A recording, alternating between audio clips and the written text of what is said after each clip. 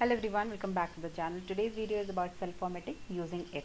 So we will see how we can format the conditions.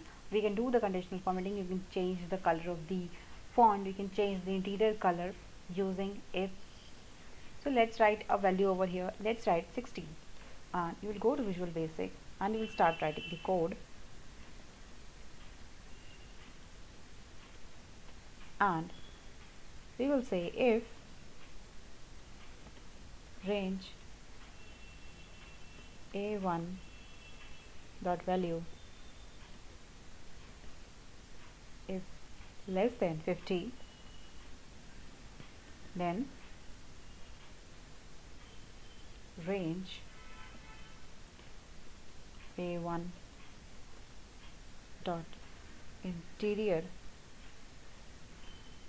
dot color equals to RGB 255,0,0,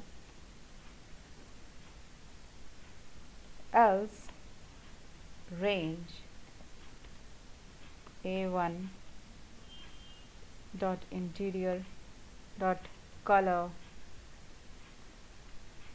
is equals to RGB 0,255,000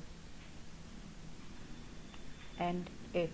So here we are saying that if the range value a1 is less than 50, then we have to do the interior color as red, else do it in the green color. Means if the value is greater than 50, the background will be green, otherwise it will be red. So our value in the cell a1 is 60. Let's check by running the code, and it's 60. So let's change the value and see what happens. 40, and let's run the macro.